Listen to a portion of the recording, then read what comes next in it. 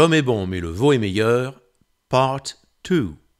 L'Achois est un ragoût basque, en principe de veau, aux 2 piments régionaux, celui qui ne pique pas, le doux d'anglais, et celui qui pique, le piment d'Espelette. Une recette que je dédicace à Corinne et Jean-Yves. Peu d'ingrédients composent cette recette, mais leur association est magique, l'assemblage est parfait. Il faudra donc un bon kilo de quasi de veau, 2 poivrons rouges et un poivron vert, un fond d'huile d'olive ou même de graisse de canard si ça vous tente, un gros oignon, de l'ail sans lésiner, et alors un petit verre de vin blanc, mais c'est pas indispensable, et encore un grand verre de bouillon de veau maison, mais ce n'est pas indispensable non plus. Et pour les épices, c'est simple, du laurier, du thym et du piment d'Espelette jusqu'à la force désirée. Et bien sûr du sel. Voilà, c'est suffisant. Ah si, il faut une bonne cocotte épaisse, en fonte ou en inox, avec un bon couvercle. Pour les étourdis, je rappelle que l'Achois d'Espelette n'a rien à voir avec l'Achois de Collioure, et que s'il nous reste des dattes de cet hiver, il ne faut pas non plus les ajouter à la recette. Car, ainsi que le préconisait Luc Étienne, grand cuisinier oulipien spécialiste du canard, il ne faut pas mettre ces dattes dans l'Achois, même lorsqu'on a pris un coup de chinon dans l'aile. Trêve de prolégomène à toute pataphysique future, passons à la réalisation.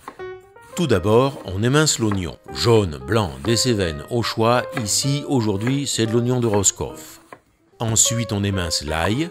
Là encore, blanc, violet, rose, de Cadour, de Lautrec, pourvu qu'il soit bon. Et là, c'est de l'ail auvergnat, rose de Billon, j'habite à côté. On épépine et on enlève les parties blanches des poivrons et on les coupe en morceaux pas trop petits. Faute de piment d'anglais ou de piment long doux des Landes, on utilisera des poivrons rouges et verts de la variété qu'on trouvera. Corne de bœuf, c'est parfait, mais les gros carrés ordinaires iront très bien également. Enfin, on détaillera la viande en morceaux de 2 ou 3 cm. On trouve hélas de plus en plus couramment dans le commerce, que ce soit chez un traiteur ou en conserve, de l'Achois où la viande est hachée, parce que c'est plus facile et rapide à faire, surtout avec une qualité inférieure de viande. Les poivrons sont aussi hachés menus, mais le goût n'est plus le même et le plaisir n'y est pas. Alors, une très bonne viande coupée en morceaux au couteau, un point c'est tout. Il est temps de passer au fourneau. On fait suer quelques minutes l'oignon dans la matière grasse, l'huile d'olive, mais une autre si on préfère, ou encore un peu de graisse de canard. On ajoute les poivrons, on prend le temps de les laisser se réchauffer un peu. On ajoute la viande et on prend encore le temps de la laisser se réchauffer. Il est inutile qu'elle revienne puisque c'est déjà bien parti. On mélange. On ajoute l'ail. Je préfère à ce moment-là plutôt qu'au tout début avec les oignons, il restera plus parfumé et ne grillera pas.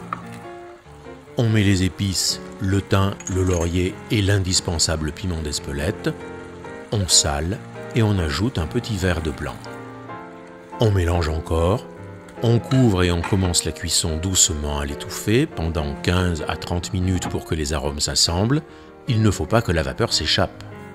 Ensuite, à la moitié de la cuisson, on ajoutera un verre de fond de veau maison, si on en a, et on terminera la cuisson à découvert, doucement encore, pour que le jus se réduise. Et c'est tout. On servira le plat sur la table. C'est beau, bien coloré et parfumé, avec des pommes de terre vapeur ou du riz.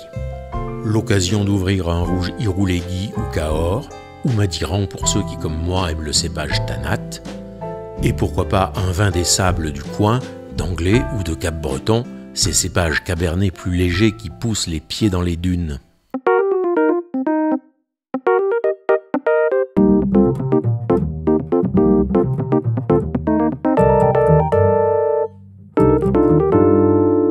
Et c'est tout noir.